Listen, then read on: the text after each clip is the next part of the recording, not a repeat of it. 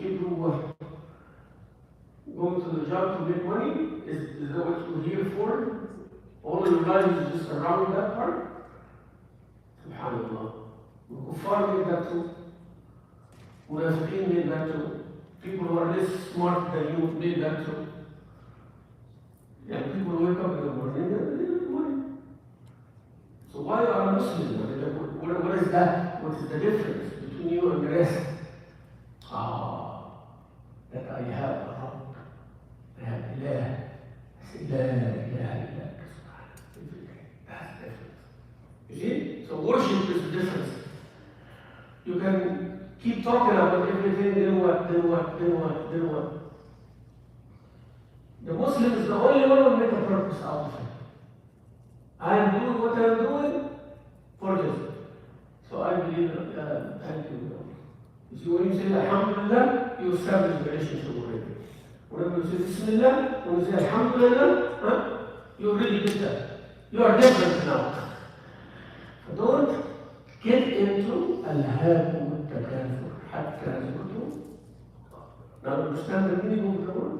Those who are distracted from that. That's why Allah said, Kalla sawfa ta'lamu, thumma kalla sawfa ta'lamu, kalla law ta'lamu, that's all. To prepare for that time. That's the meaning. You will know, for sure you will know, and you will see with your own eyes, Jaheen. See the Shaykh was reciting in Surah Al-Waqi'ah, Surah Al-Fajr. He said the high school, the people will enter Jannah without accountability. They have the best of everything. May Allah make us of them. Then you have the people who did good. You know, the people who are excellent, exceptional, then people who did good. They passed the exam, they did good. And yes, it's not like they just passed, they did good. But they are not exceptional. Ashab al-Yamin were good also, mashallah. Then Ashab al-Shamal, people who failed. Can't do it. They can't do anything about it. They were distracted. They were distracted. It's like Imam Ibn Qayyim, rahimahullah, he mentioned the example of this life is the example of people traveling in a ship. ناس في سفينة يسافرون يعني. كده a group going from point A to point B, from this shore to the other side. They're traveling in the sea. Okay. When they travel, in the middle there was an island. There was an island. So the captain of the ship said, we rest here for a couple of days.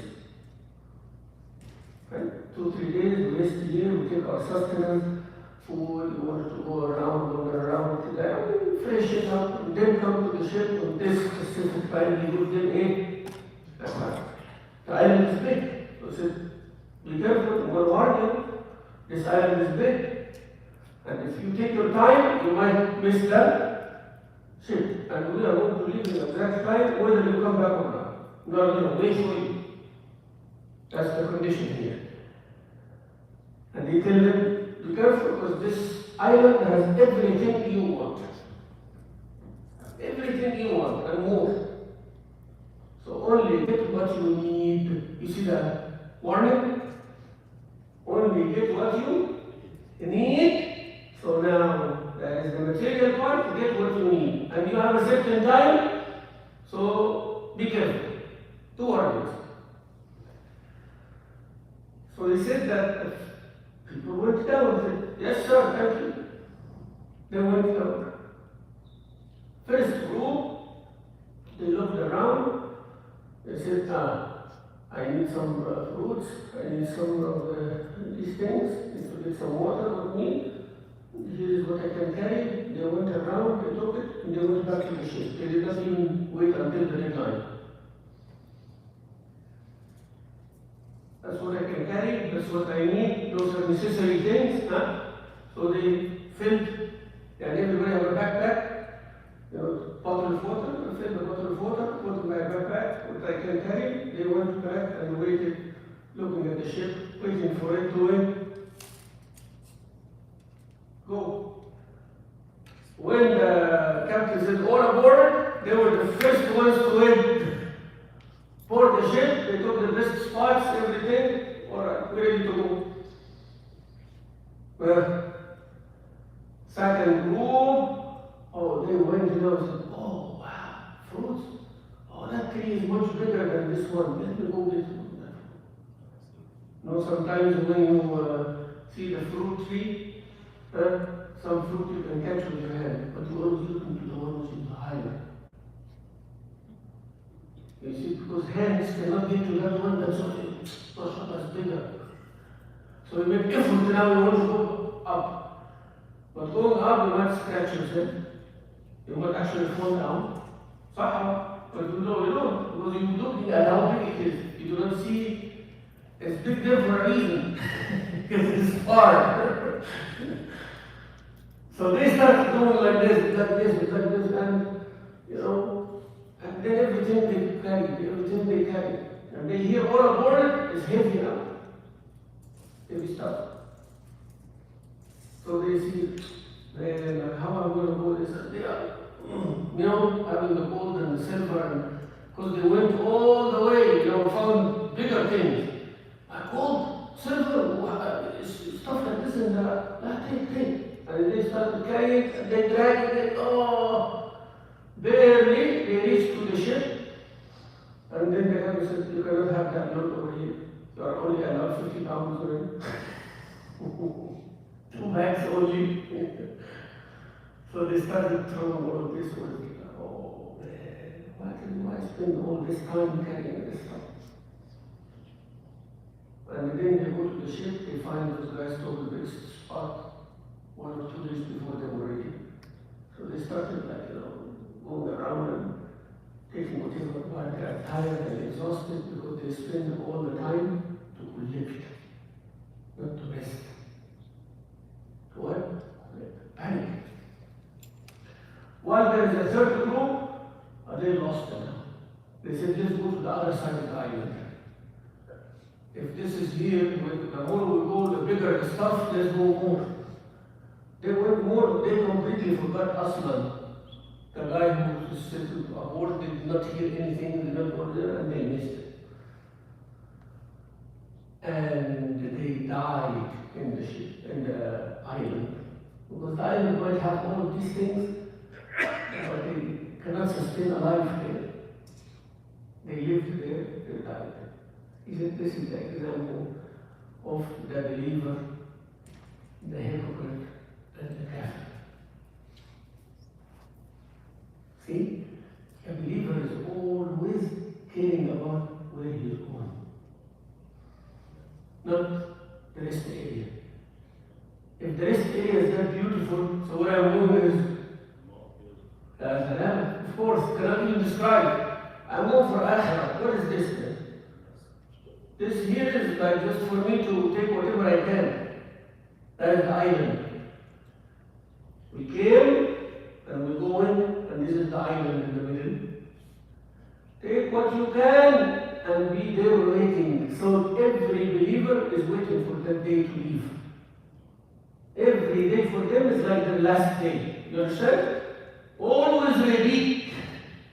Always ready. When I'm in high school, I'm ready.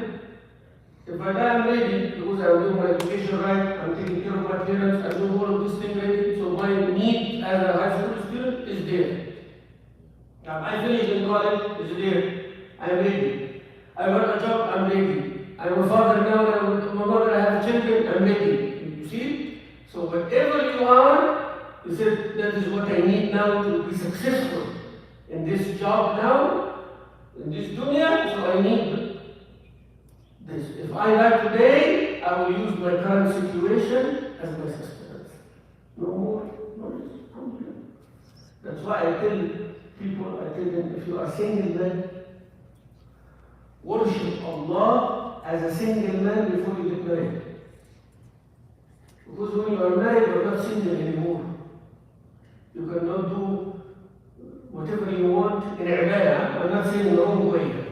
In the ibadah, there are things that you can do when you are single. You can fast more, you can do more tahajjud, right? You can go to the masjid, stay late with the people in the masjid. Lots of things.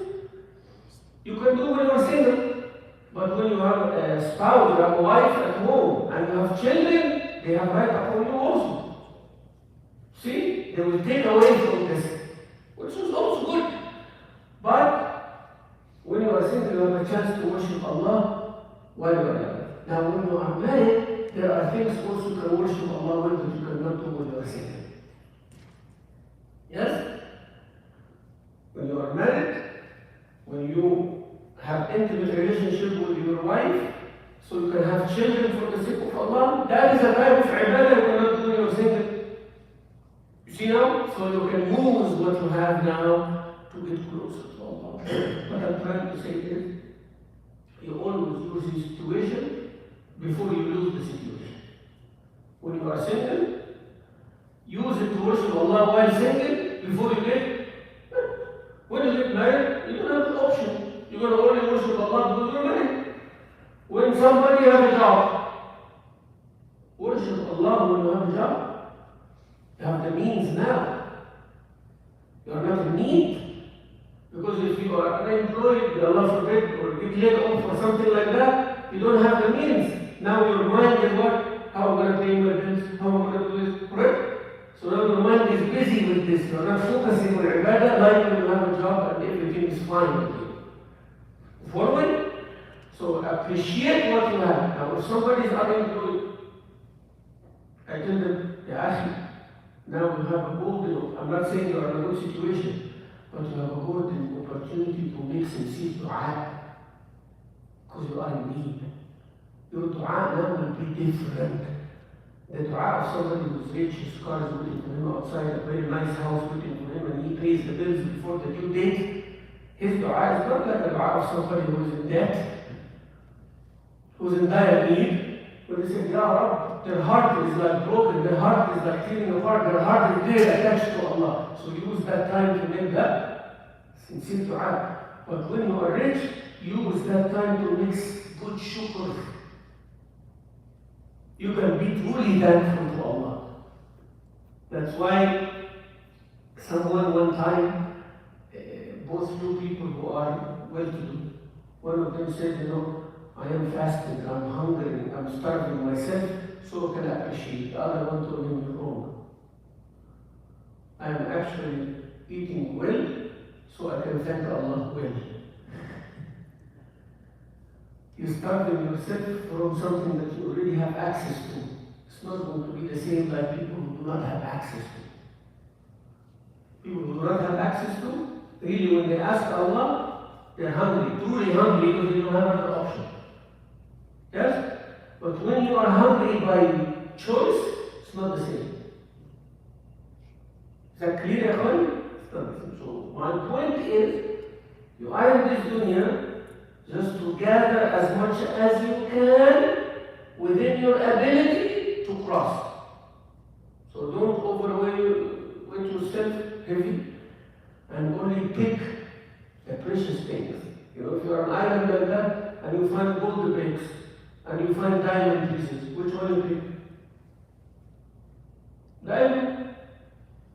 Because if you're going to go to the market and sell one gold brick like this, one little tiny diamond like that equal all of this. I'm talking about value versus quantity. Right? So 1 gram of something can equal 1 ton of another thing. Depends how rare is the material.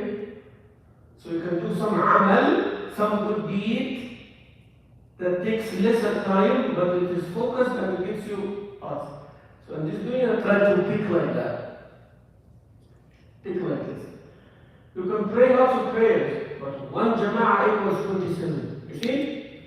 You understand it now? So I'm going to pick more of this. I went to Umrah. I'm going to do as many tawaf and as many nafil as I can because it's 100,000 times. It's work. And if I can go Umrah every year, I'm going to do that. Why? Because I'm going to go accumulate in such a short time what is enough for me for years. Ramadan comes, Laylatul Qadr is equal to 84 years of ibadah. So every year I can accumulate as if I lived 84 years, absolutely. I'm going to do that. So 10 days I'm going to free myself and I'm going to sit there 10 days. I will sleep only if I have to. I will eat only if I have to. And I'm going to make those 10 nights and then because you don't understand it. Perception is everything, Akhwan. It's everything. Why we become lazy? Because our priorities are different. Oh, I'm going to lose 10 days of my work. That's equal this much for my paycheck. It's going to no, I want to work. Allah Rahim, I can just do it like that. The frame of mind itself is not right. I'm not saying leave work. I'm not saying leave your work. I am saying your frame of mind is wrong. Why? You can also decide to stay at work because your work needs you. And you need your work. But always feel that you are abandoning something better. See the frame of mind now? I could not do it, but I wish I could. You see the difference? I wish I could take off from my work to spend the 10 days and 10 nights in i'tikaf. That, nothing equals that. All this dunya is not worth it. But because I have to work, then I work. You see the end result is the same. But the other person said, no, I cannot leave work. And this is extra, this is nothing. You see the difference state of mind? One will put his work up, and just because it is nothing, is not important much. But one says, this is necessity. But if I have a chance, I would leave it in no time. I would not think twice, because this gives amazing. Both of them did not go. Both of them stayed at work. But their reward is completely different. You know, the one who made his best to leave but could not leave will get rewarded as if he actually did it. Win-win situation. So you have to be in the right frame of mind that you are willing, if you are given the opportunity, to sacrifice everything for the sake of Allah. But because of necessity, you couldn't do it. Have that intention all the time, the niyyah. I want to pray 5 times Jama'ah Allah in this masjid. That you know Allah how it is. Right? So between you and Rabb al-Alameen, you are sincere beyond doubt. If you have the opportunity, you are going to pray what? That's it. So if a day comes that you're working from home or you're staying home for whatever reason, what is going to happen? You're going to pray 5 times. Because you got the opportunity, you are the happiest person in the world. I got what I want. Ya Allah, I want to live close to the masjid. Ya Allah, I want to live close to the masjid. Well, okay, you live close to the masjid now. You want to sleep at home while they pray Jama'ah here? Allah responds to your dua. So what your dua was about now? Why you want to be close to the masjid? You can do everything when you are far from the masjid. But why you want to be close to the masjid? Because you want easy access. Now we have easy access. You want to come more or less or the same? Allah sometimes will respond to your dua as a test. So be careful what you ask Him. So understand the island example, be careful. Because if you take unnecessary things, you're going to be asked about it, and you already lost your time.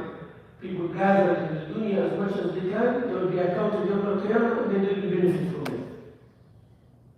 It weighs you down. It weighs you down. How many times you travel in the airport, and so some people, they have overweight, they make them open their bags on the side. You saw that scene before? You saw that scene before? I'm sure every one of us saw that scene before. Or maybe it happened to you yourself. Yeah. No shame, it happened to me before. Don't worry. I'm coming from Egypt one time, and they're looking for me, so I said, please, I don't like this, because they want to start, so just take it, give gift to this one. Okay. And I go to the check-in, and what happened? What I guess actually happened. Right? Then they said to have 7-8 kilos extra. Half in this bag, half in this bag. I said, that's all right. Then I take out. But I take out unnecessary things. Food item, whatever, chocolate, this and that. America's full of chocolate, what are you talking about? But you know, people sometimes that. Okay. Then you know, get it out. I have like one of those, grocery bags or whatever. I put it there, and one of the workers is helping me. He said, I'm sorry, Shaykh, معلش, sometimes they are hard. I said, no, they are doing their job. Wallah, I'm happy. I'm very happy. He said, what you going to do now? I told him, just wait, help me out. Then, he filled the bag, across to the windshield. Go back, Wait is good, sit good, then legit it. And the other brother said, take it. Yeah, take it, go. Expensive stuff, and maybe he never seen in his life, You risk, هذا رزقك. I said, don't give me this. You see, you pay money, you overweigh me, and everything, and it's going to go to someone who did not even account for it. Maybe Allah made us do this for this guy. He sells it or he eats it or whatever. And why? Why all of this? I'm going with my own weight, respecting myself, محترم نفسي ورايح. Why do I have to embarrass me like this? Why I have to be delayed and sweating and putting everything on the floor, everybody passing, look at your stuff? Why? Why do you do this to yourself? We do this in this dunya exactly like that. We start going here and being in debt and borrowing from the world. Why do you do all of this? Why? Subhanallah. Just for the look, because people will say, because my cousin, I have to do this, right? Competition. Al-Habu. يا رب اللهم صل على سيدنا محمد وعلى آل سيدنا محمد.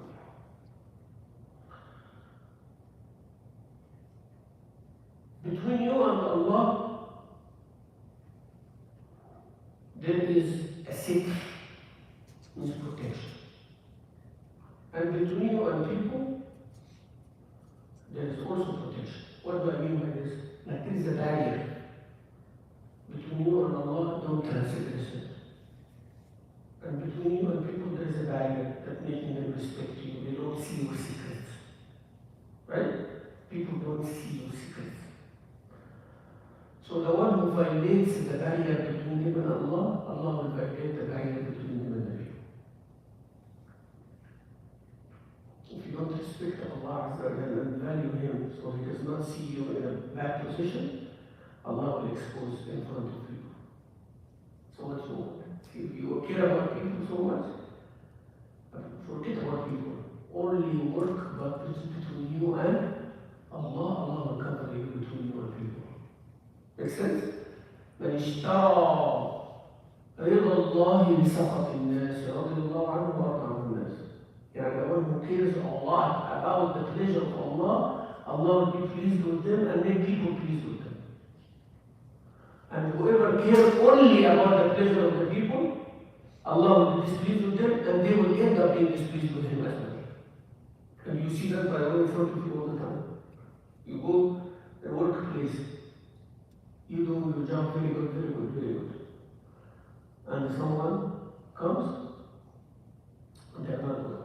They want to curry favor with the board or the CEO or the company or something like that. So they come and say things about you so they can get your job or they get a promotion. So the CEO is not a stupid guy. He sees who's working and who's not working. And this guy's new. And the first thing he's coming and talking about people and backbiting and all of that. How the CEO view this person?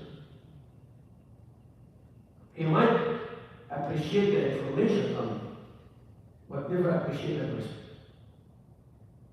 You get it? So people, because they are not smart, they think by giving him the information about people, now I am better. They like me more, right? They don't like you. Actually, they know that you are not loyal. You cannot be trusted with the people. People will not trust you. He will never appoint you as a supervisor. And if he does, it's for a reason, to benefit from you, but he doesn't like you. You are not a good person for the job, but you are a good person for the information that will make the job go better. The minute your information doesn't have value, you don't have value. You get the idea, right? I'm talking to you from the perspective of managers and CEOs, how they think. I studied with these people. I studied classes with these people who are big company CEOs and all of that. And people who work in political diplomacy in other countries and all of this. I attended courses with such people, and I know they actually think. They are behind the success of their company. Whatever it takes. I'm not talking about Muslims, huh? Whatever it takes. My company succeeds and make more revenue, doesn't matter how you do it. Integrity and principles and all of that, as long as it serves it. If it doesn't, then it is, a dog-eat-dog world. I know.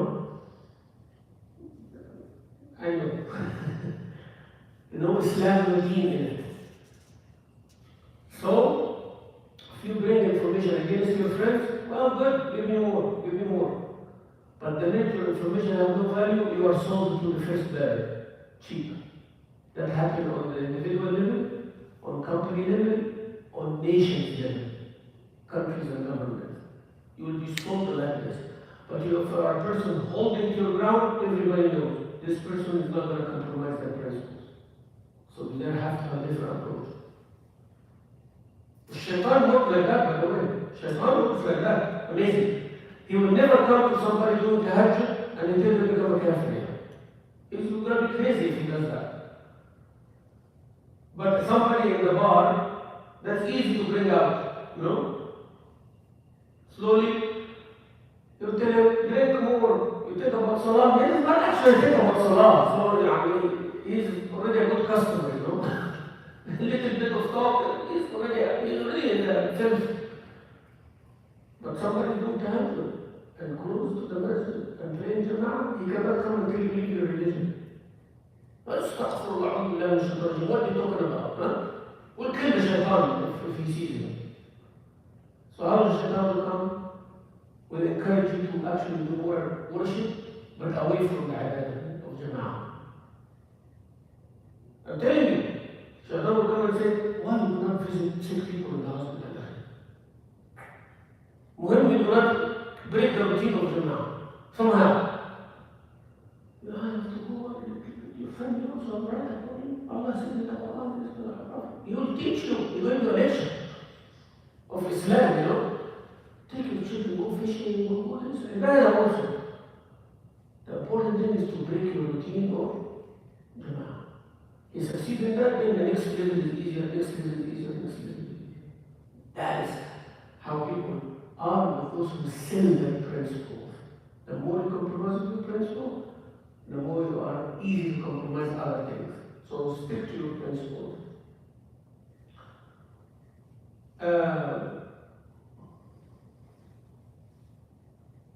للعبد رب هو ملاقيه وبيت هو ساكنه.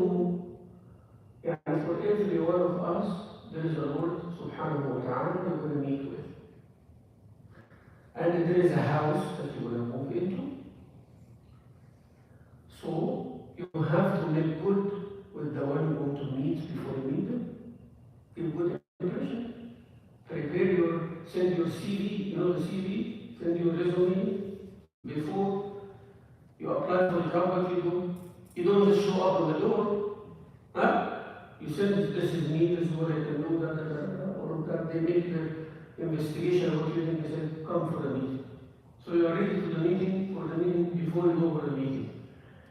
So you're ready for Allah before you meet Him, subhanahu wa ta'ala. And there is a house that you're going to move into. You would like to ask what this house looks like, what is the square footage, can I put this, can I put that, can I see some pictures? Before you move, you want to prepare, right? So prepare for the meeting and prepare for your new residence before you move. Wasting time is worse than death. Because wasting time cuts you from Akhirah and cuts you from Allah.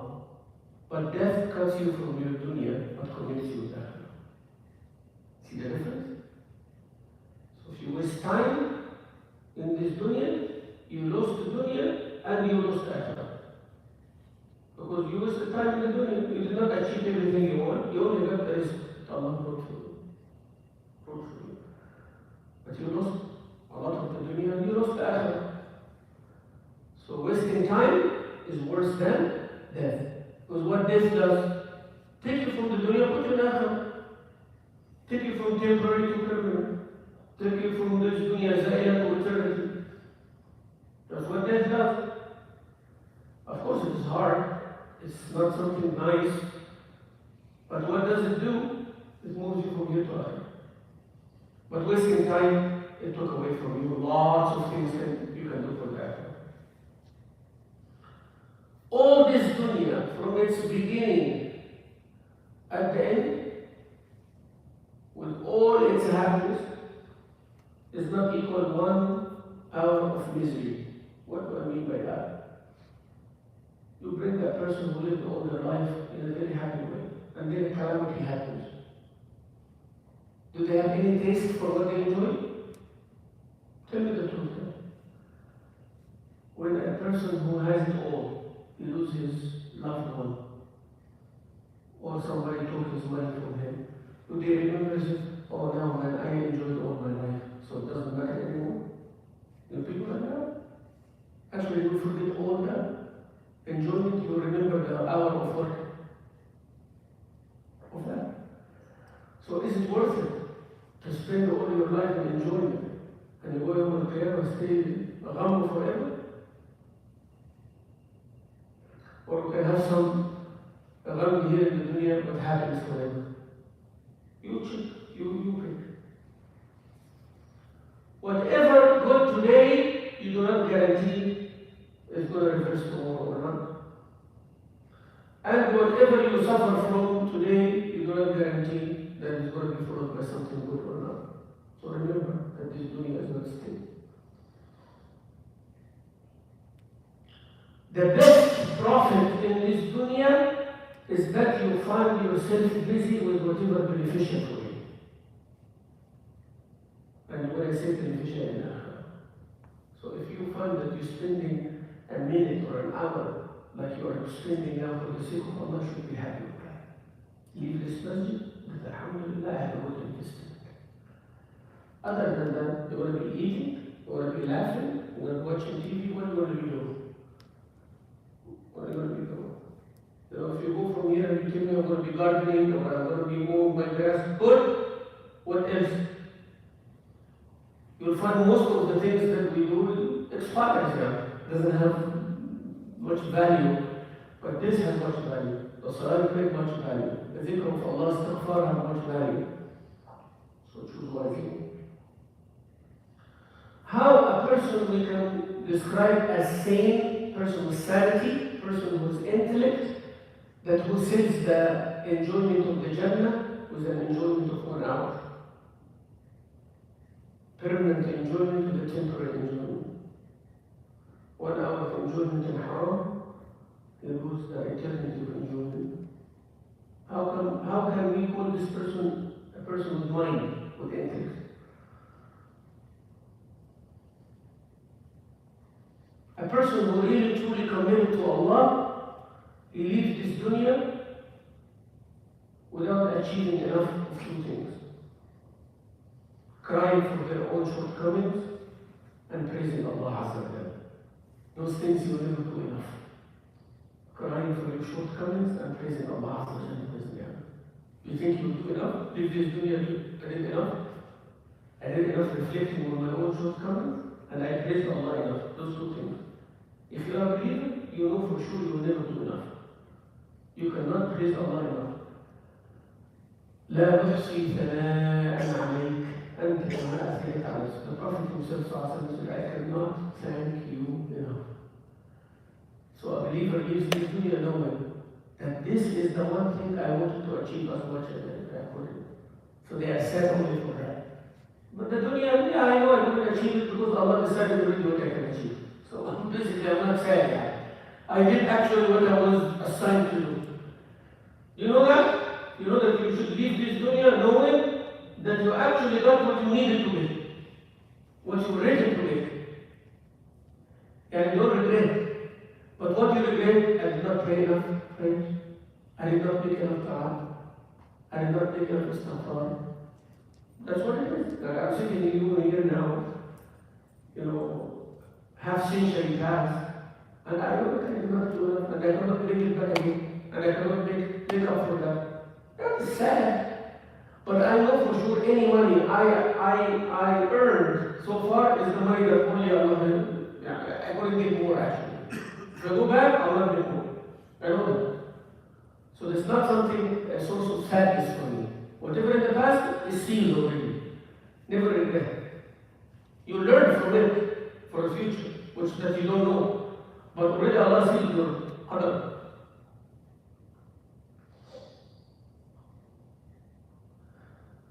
Any creation, if you're scared of, you run away from. But Allah, when you're scared of, you run away to. See the hikmah? Only one, subhanahu wa ta'ala.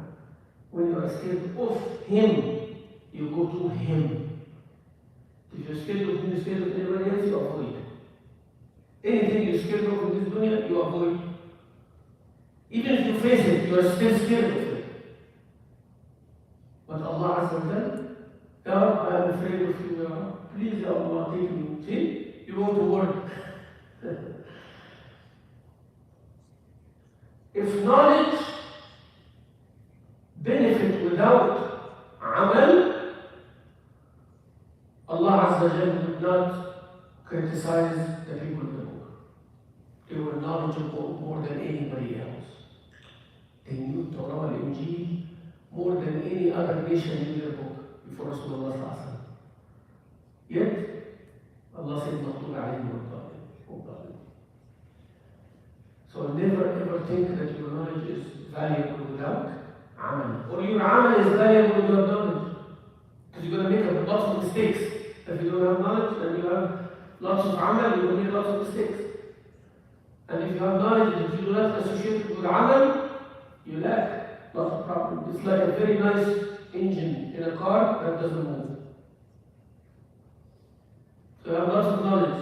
You put in the car, but nobody drives the car, and you keep doing maintenance every year. The car is standing, nobody drives it. So what's the point? Having the best hospital, the best school, with the best staff, but no students. No people coming to you. Right? They go to someone, give them some herbs and stuff like that, and they're good. They don't want to go to that big hospital that have top technology. So what's the point of top technology? You have the ilm. Without the amal, without the application, it doesn't mean anything. And lots of people working hard, but there is no knowledge. You hire people to clean your land, but they don't have direction. They are all sincere, they want to clean the land. But you know what's going to be the result? There is a ditch over here, and there is some pile of dirt over there. At the end of the day, they cleaned what was there, but they made it worse. You need somebody to come and clean after the cleaners. But you only get half of those people with some direction. You go like this, you got a team here, you do this, half time they achieve more. That is what knowledge does to your amal, and that's what amal does to your knowledge. That's why when you see lots of people praying, and you want to give them some knowledge, so it can make them have directions. And lots of people have knowledge, but they don't do, give them some sense of amal, involve them. That's why my project always in Houston, here, with Islamic organizations and everything. I said, those who run our organizations, they're amazing people, great, may Allah reward them. But they have lacking in the Islamic knowledge, in-depth Islamic knowledge. So they need to take courses for leadership about fiqh, about hadith, about tafsir, about Quran. Each one of them know at least how to use the amma with good tajweed. So imagine somebody elected for 2 years and they take class in their local masjid for 2 years to know about Islam. So when they leave their post that we elected them for 2 years, they can have good amal in the community. in the Jama'ah. Instead of fighting only for the chair and fighting only for the position and to vote for whoever we know it's not good. It's not good. Use your time properly. You understand what I'm saying? With the people, they have the class, they have this, and that. Teach them about administration, teach them about management, so they understand the decisions when they are made. Because normally, people who are pious and righteous, they dismiss all the administration and all this as no good, which is not fair. And the administration all this, oh, the community ignorant. That's no good also. That's not fair. That's not fair from either side. So this one, we need to teach them a little bit more about leadership and how to run the affairs and everything. These brothers here, they know what is good, so they make decisions. We need to offer them and support them. That's what they do. That's how things are done. Instead of coming and making big things from them, giving money, no. You have to teach people how the things are done on their level. You know, it's not about transparency, it's about education, brothers. Education. I need to know how to do things. I don't want to be in the dark like this. I don't want to be an ATM machine. I come to your question and leave, don't even ask me questions. No, it doesn't work like that. I want to know how this message is built. What is the plan? What is the next 10-year plan here? I want to know. I have right to know that. And if you don't ask that question, it means you're wasting your time too. This is maslahah of the believers. This is your children and grandchildren and the next generation. You need to make sure things are done right. Okay? So we need to know. So that if you write upon anybody in leadership to teach you these things, have a class. And 10, 15 people, they learn about the administration, how things are run, this is what we do, these are the problems we face. Maybe somebody gives you a good idea. And then they go to the community and say, yeah, this Jama'ah, they are doing a good job, they are not rewarded for their time, they're giving and all of that. While on the other side also said, you know what, we need to go attend the class with the Shaykh, learn Tajweed. I want to learn Hadith and learn Tafsir. I want to do a good khutbah of Jum'ah. Yes. So 2 years you can have an associate degree in Islamic studies. Do you know that? Why am I not doing this? I wish next time when you vote for somebody, tell them on one condition. 2 years you study with us in the masjid. We'll vote for you, but come in the masjid 2 years. And if he doesn't come, say, no more for you. Halas. You come for Fajr every Saturday, you come for Fajr every Sunday, there is a Quran class over there. And after you finish, the Shaykh will give you a certificate. You attend the Tafsir of Surah Baqarah. 2 years you did this 40 hadith of Rasulullah sallallahu alaihi wasallam. In 2 years you said to Shaykh Husam and they learned how to do Tajweed of Juz Amr. So after you came, that was a good benefit for you to lead us. And now you have good, this is our gift to you as a community for the rest of your life. You are a better Muslim. You see, we help our brothers so they do not be asked about the leadership that they did without being aware of the deen of Allah Azza wa Jalla. They will be asked, wallahi, hard Yawm al-Qiyamah. If you know how every leader will be asked Yawm al-Qiyamah, you will run away from it, you will escape, so people do not see you or put you in that position, if you know what's going to happen. To finish,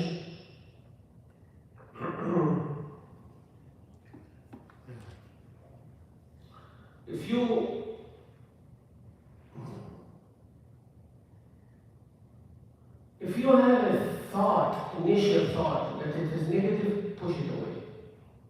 If you could not push it away until it became an idea, try to push the idea away. Because if you don't, it is going to become a lust. It's going to manifest now. You got to fight it, but that fight is harder than before. And if you can't, then you have a strong will to do the lust, to act upon the haram. And if you don't, it's going to become an action. And if you do not counter it, it will become a habit. And then it will become very hard to abandon. You see the step? We always go to the doctor when the disease is there. You need to go before when you are good. Actually, when you are good, Assalamu alaikum, doctor, can I do come for a physical? Oh, what are you complaining? I'm not complaining for anything. I just need you to tell me that I'm good. That's better. Yes? The minute you feel there is something wrong, go to the doctor right away. So same thing here. Whenever you have like a wild might start like this, come to the masjid, busy yourself with something, it's done. If you don't fight it in that stage, it becomes an idea. It forms now. It's not a wild thought anymore. It is now planned. You have something in your head now. This. Okay. An idea now. And if you don't push that idea away with good ideas, then it becomes a lust and a yearning. When I can do that? Man, I wish I could do that. Where is the opportunity? I think the opportunity is there. See now? It's getting closer. If you don't push that and fight it, which is a very hard fight by the way, then it becomes a will. Now you really focus when you want to do it. So now you already have the idea, it's not a wild thought. Now it is a lust. Now it is you really looking for the opportunity. Now you find the opportunity. If you don't take yourself away from that, which is extremely hard by the way, then it will come to action. You gotta do it.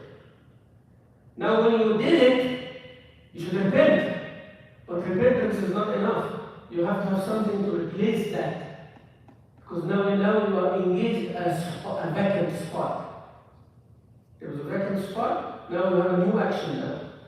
To take it out, you have to put something in its place. Well, this pot has to be full of something. It's full of dirty water now. Now when I want clean water, what should I do? I have to empty, wash it, and then put the clean water. Otherwise, it's going to be a problem now. You see? But before, in the very beginning, you have a clean pot, you put clean water in. End of story. You don't even think now. Before, should I put clean water? Should I put this? While you are thinking, somebody put dirty water for you. So from the beginning, when you just have the idea, rush and fix it. Because now once dirty water is there, now you have an extra action now. If you don't replace it, it becomes a habit. You know what habit? I'm used to this water in front of me every day.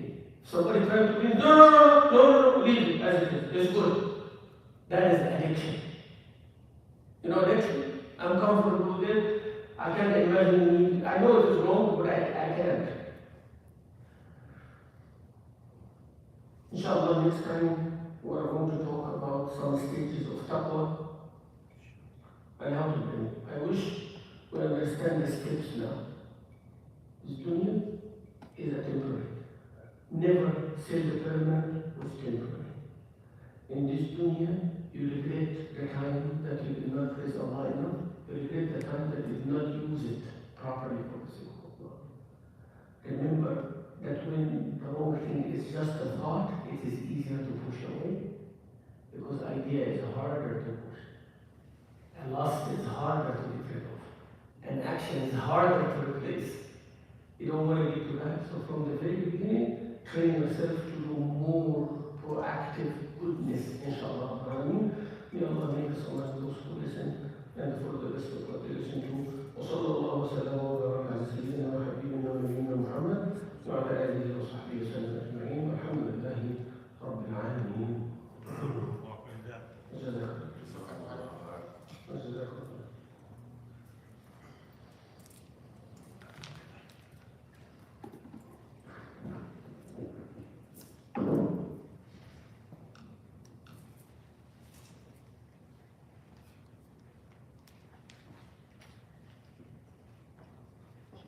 الله خير يردون ان شاء الله. المسجد. Brother.